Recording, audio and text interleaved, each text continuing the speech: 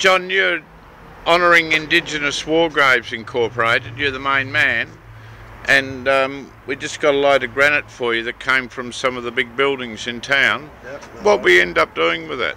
We'll possibly do plaques, or add to some of the headstones that are there, facials or bottom layers, which will make the headstone look really good.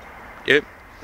And the bloke Stan, Polish fella who donated the granite to me and that I'm handing on to you guys, what would you like to say to Stan? I'd like to say thanks very much, mate, and as a veteran to another veteran, mate, hope the rest of your life may be really good and not too much stress there, and hopefully you live a long and prosperous life, mate.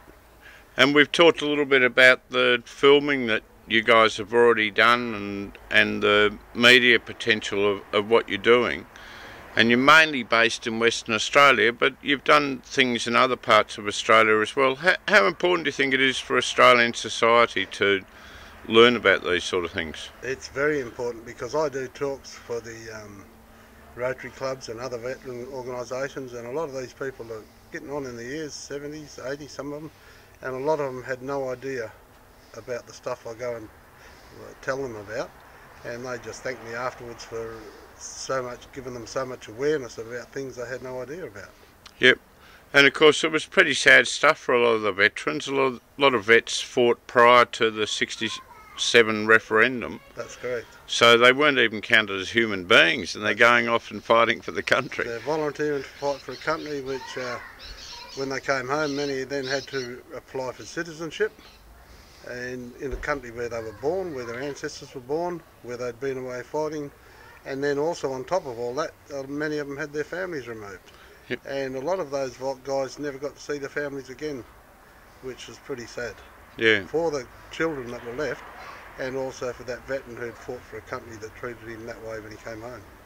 Yeah, it's pretty sad stuff, and I know a lot of the non-Aboriginal veterans have been really disappointed in the way the Aboriginal vets were treated. Yep, they have been. That's why we've got a lot of veteran support right across Australia, and yeah, it's just something that hits the heart of many veterans, as veterans really know what these guys went through, you know, and then to come back to a country, especially Vietnam veterans, we knew how we got treated when we come home, but we never had our families removed. We didn't have to apply for citizenship and stuff like that, which they had to.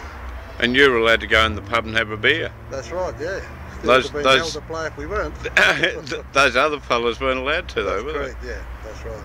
So it was, you know, a lot of those guys served in an era when Australia hadn't really started to begin to come to terms with its Aboriginal history. That's correct, and the thing is, a lot of those guys that went away, they were asked to lead men into battle, and then when they come home, they were just discarded, you know, like as if they were nothing. Yeah. It's just a lot of the older family members are still bitter at the way their loved ones were treated, and I say to them, we cannot live in the past, because that just makes you more bitter. Yep. But we can acknowledge the past, which then enables us to move on into the future as one Australian people. Like those men went away and fought years ago as one Australian army, and that's the way they'd want us to be looking at it now. Yep. Oh yeah, they weren't whingers, were they? No, that's right. And how many Aboriginal war veterans would still be alive in WA today, do you reckon? From the First and Second World War, probably none.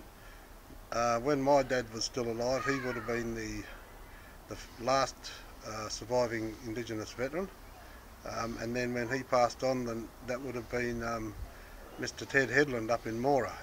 When he passed away, he was the last surviving Indigenous veteran when he passed away, and we done the funeral service for him up in Mora, which was a very proud day for all of us veterans. And for the Headland family, I mean, they're pretty proud family, that lot. Yeah, that's right, yeah.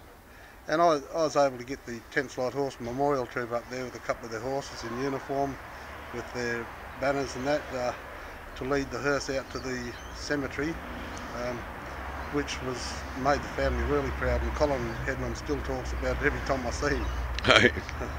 Oh, that's good stuff, isn't it? Yeah. But from the other wars, the Korean War, the Vietnam War, and of course the later conflicts in the Middle East. Have you got any idea how many WA Aboriginal vets there'd be? No, not really, no. Be a few though, wouldn't there? There's quite a few, yeah. Yeah. My son at the moment, he's in the Air Force and he's serving in Timor at the moment. And I've got a nephew who's a major in the army and he's over in America at the moment. He went over to Iraq. Yep. And came back and now he's got a cushy job over in America, checking out all the latest weapons they have over there. Oh, yeah. For 2 years, so Oh. it's a cushy number. Oh well. And one closing word to Stan, the Polish man who gave us.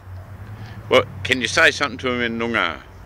I can't talk about that. All right, I'll say it for you then. Yep, right. Kaya Stan means hello. How you going, mate? Thanks all once again, mate, and we'll catch up one day. Yep, beautiful. Yep. And there it is in the back there. And we hope it serves a very useful purpose. Yep. Thanks a lot, John. No worries, buddy. Cheers, Thank mate. you very much as well. Hey.